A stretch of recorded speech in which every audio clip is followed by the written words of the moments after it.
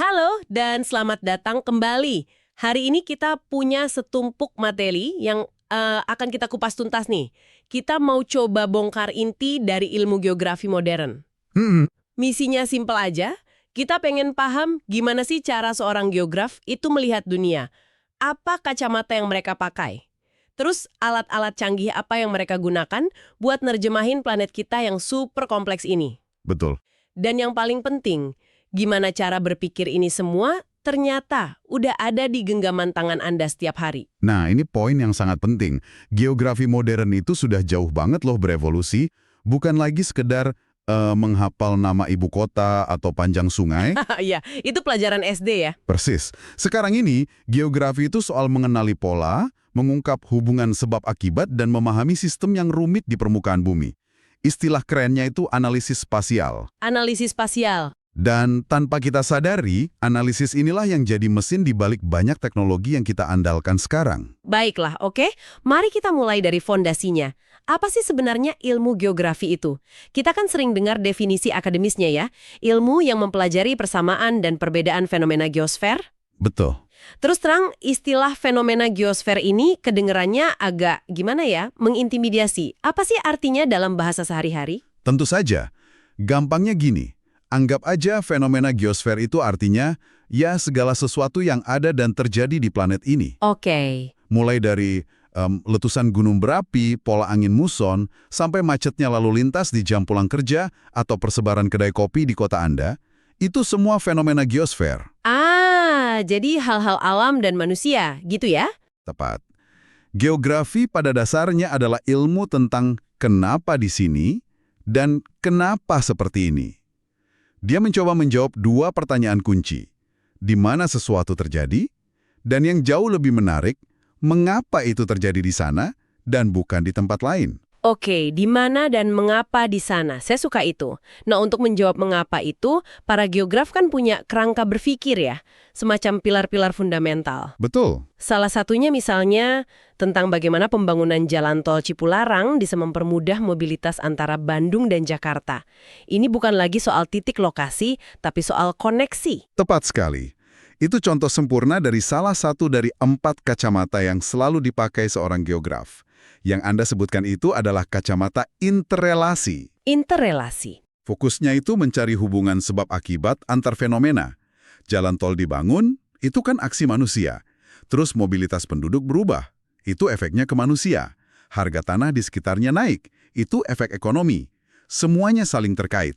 Oke, jadi selain kacamata hubungan sebab akibat ini, ada apa lagi? Logikanya, sebelum kita cari hubungan, kita harus tahu dulu dong di mana aja hal-hal itu berada. Persis. Kayak persebaran titik-titik gempa di Indonesia misalnya. Nah, itu adalah kacamata pertama dan paling dasar. Distribusi. Kacamata ini bikin kita melihat pola persebaran. Kenapa gunung api di Indonesia berjejer rapi di sepanjang Pulau Sumatera, Jawa, sampai Nusa Tenggara? Kenapa pusat-pusat industri cenderung ngumpul di wilayah tertentu? Itu semua pertanyaan distribusi.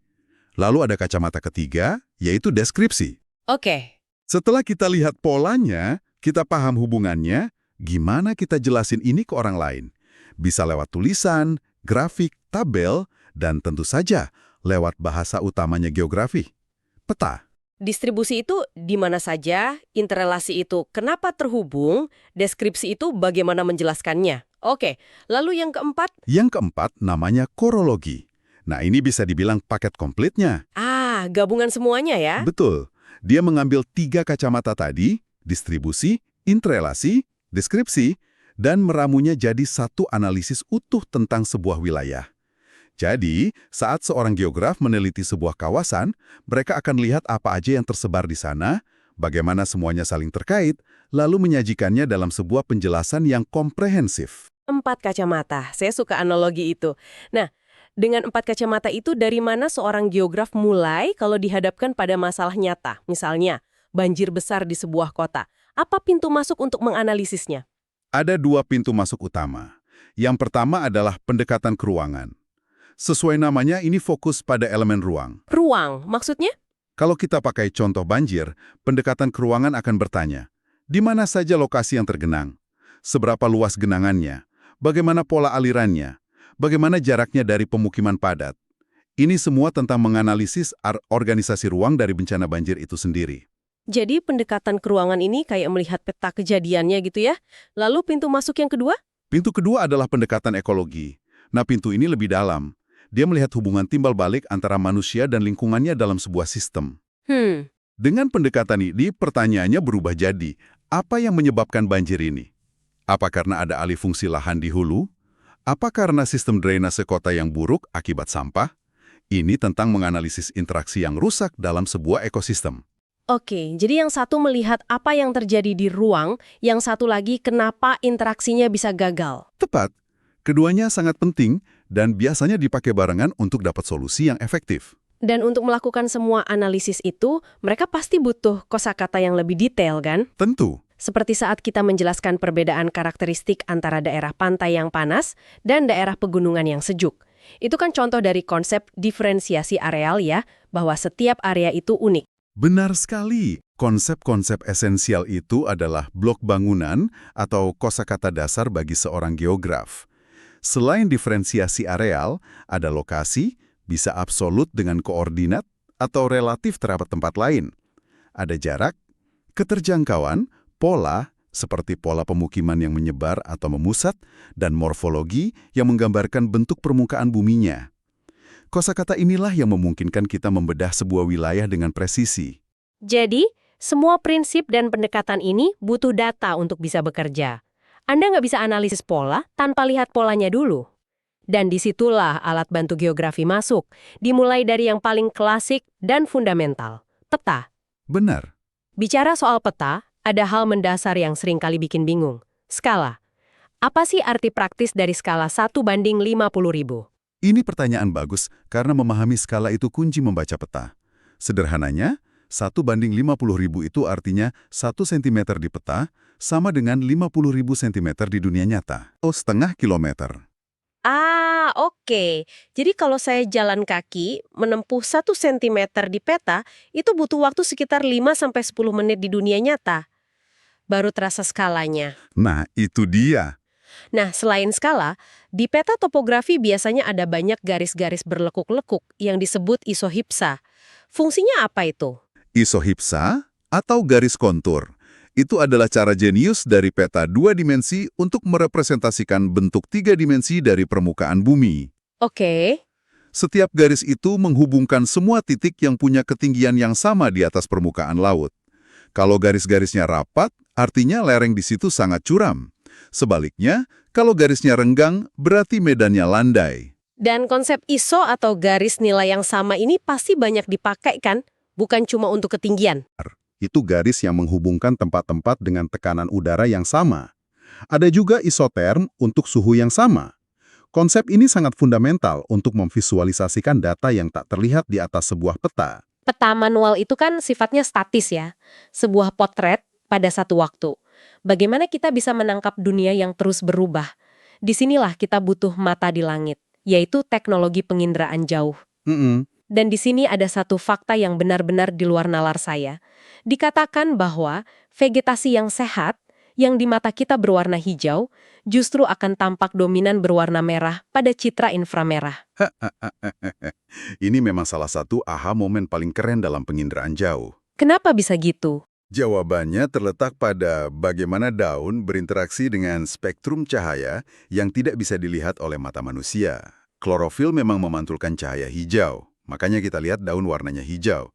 Tapi, struktur sel di dalam daun yang sehat ternyata jauh lebih aktif memantulkan radiasi inframerah dekat, near infrared. Inframerah. Dan pantulannya di spektrum ini jauh lebih kuat daripada pantulannya di spektrum hijau. Tunggu. Merah. Kenapa bisa merah? Itu kan kebalik banget sama intuisi.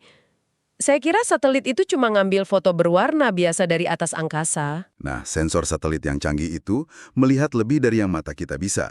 Ia menangkap pantulan kuat dari spektrum inframerah ini. Dalam pengolahan data, para analis seringkali dengan sengaja merepresentasikan sinyal kuat dari kanal inframerah ini dengan warna merah terang.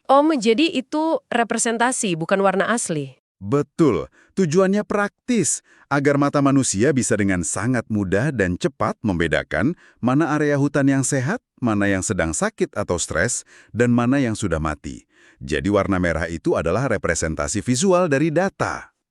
Luar biasa. Jadi ini seperti menerjemahkan data tak kasat mata menjadi visual yang bisa kita pahami. Dan cara kerja sensor satelit yang menangkap pantulan sinar matahari ini disebut sensor pasif. Benar. Apa bedanya dengan yang aktif? Analogi sederhananya begini. Bayangkan Anda ada di ruangan yang gelap. Sensor pasif itu seperti mata Anda. Dia butuh sumber cahaya dari luar, misalnya lampu di ruangan atau matahari, untuk bisa melihat sesuatu. Dia pasif menerima energi yang sudah ada. Oke, masuk akal. Sebaliknya, sensor aktif itu seperti Anda menyalakan senter, atau seperti kelelawar yang pakai sonar. Anda mengirimkan energi Anda sendiri, berupa pulsa radio atau laser, lalu menganalisis apa yang memantul kembali. Oke. Itulah kenapa radar, sebuah sensor aktif, bisa melihat di malam hari atau bahkan menembus awan tebal. Oke, jadi kita punya data dari peta konvensional, data super detail dari mata di langit. Semua ini harus diolah di suatu tempat. Disinilah otaknya masuk kan? Yang kita kenal sebagai Sistem Informasi Geografis atau SIG. Tepat sekali. SIG adalah dapur utama geografi modern. Anda bisa bayangkan ini sebagai sebuah sistem komputer super canggih yang dirancang khusus untuk mengelola, menganalisis, dan memvisualisasikan segala jenis data yang punya informasi lokasi. Dapur utama, oke. Jika penginderaan jauh adalah mata di langit, maka SIG adalah otak yang memahami dan memberi makna pada semua yang dilihat oleh mata itu. Komponennya disebut ada 3, hardware, software, dan brainware. Hardware dan software sudah jelas, itu komputer dan programnya. Tapi brainware ini menarik. Dan ini adalah komponen yang paling penting. Anda bisa punya komputer tercanggih, software termahal, tapi tanpa brainware, yaitu keahlian, intuisi, dan kemampuan analisis seorang manusia, semua itu nggak ada gunanya. Justru brainware ini kedengarannya titik paling krusial sekaligus paling rentan ya. Kenapa begitu? Seakurat apapun data dari satelit, pada akhirnya sebuah peta yang dihasilkan oleh SIG itu kan sebuah argumen atau cerita yang dibuat oleh seorang manusia. Dan cerita itu bisa saja punya bias kan? Pertanyaan yang sangat kritis dan sangat tepat. Teknologi SIG adalah alat yang luar biasa kuat, tapi ia bukan alat yang netral. Hasilnya sangat bergantung pada data apa yang dipilih untuk dimasukkan, metode analisis apa yang digunakan, dan bagaimana hasilnya diinterpretasikan oleh si analis atau brainware ini. Inilah mengapa pemahaman mendalam tentang prinsip-prinsip geografi sangat krusial. Jadi gimana otak SIG ini bekerja secara umum? Katakanlah kita mau merencanakan jalur MRT baru di sebuah kota. Oke, prosesnya bisa kita bagi jadi 4 tahap. Pertama, input data. Kita masukkan semua data relevan ke sistem. Peta jalan, peta sebaran pemukiman, data demografi, peta kontur tanah, peta tata guna lahan. Semuanya. Dimasukkan semua lapisannya? Betul. Tahap kedua adalah bagian paling serunya. Manipulasi dan analisis. Disinilah keajaiban terjadi. Analis bisa melakukan overlay atau menumpuk semua lapisan peta tadi. Kita bisa tumpuk peta kepadatan penduduk dengan peta jalan untuk melihat area mana yang paling tidak terlayani transportasi publik. Kita tumpuk lagi dengan peta kontur untuk menghindari jalur yang terlalu curam dan mahal untuk dibangun. Jadi kayak menumpuk beberapa lembar plastik transparan yang masing-masing punya gambar berbeda untuk melihat gambaran akhirnya. Analogi yang sempurna. Tahap ketiga adalah manajemen data, memastikan semua basis data raksasa ini tersimpan rapi dan bisa diperbarui. Dan terakhir, tahap keempat adalah output. Hasil akhirnya. Betul. Dan hasilnya bukan cuma satu peta. Bisa jadi beberapa alternatif rute MRT dalam bentuk peta interaktif, lengkap dengan analisis biaya manfaatnya, proyeksi jumlah penumpang, dan dampak lingkungannya dalam bentuk grafik dan laporan. Hasil inilah yang dipakai para pengambil keputusan. Jadi kalau kita rangkum, kita sudah melakukan perjalanan dari memahami kacamata seorang geograf, cara berpikirnya yang fokus pada ruang dan interaksi, hingga menyelami kotak peralatannya yang canggih. Dari peta klasik sampai SIG yang jadi otak dari hampir semua perencanaan modern. Betul. Ini menunjukkan geografi bukan lagi subjek statis yang hanya mendeskripsikan dunia. Ia adalah disiplin ilmu yang sangat dinamis dan aplikatif. Sangat aplikatif. Kemampuannya mengintegrasikan berbagai jenis data lingkungan, sosial, ekonomi dalam satu platform analisis membuatnya sangat krusial untuk memecahkan masalah-masalah paling mendesak di zaman kita. Mulai dari mitigasi bencana, perencanaan kota yang berkelanjutan, sampai analisis pasar global. Ini membawa kita pada sebuah pemikiran akhir untuk Anda renungkan. Setelah memahami semua ini, dari prinsip interrelasi jalan tol hingga lapisan-lapisan data pada SIG, coba deh lain kali Anda buka aplikasi peta di ponsel Anda dengan cara pandang yang baru. Saat Anda melihat informasi lalu lintas secara real-time, mencari kafe terdekat berdasarkan lokasi dan rating, atau melihat perkiraan cuaca untuk titik di mana Anda berdiri, sadarilah bahwa yang sedang Anda saksikan adalah prinsip-prinsip geografi dan analisis SIG yang bekerja secara langsung di genggaman Anda. Pertanyaannya bukan lagi apakah kita menggunakan geografi, tapi apa implikasinya ketika setiap individu kini memiliki alat analisis geografis yang begitu kuat di saku mereka masing-masing.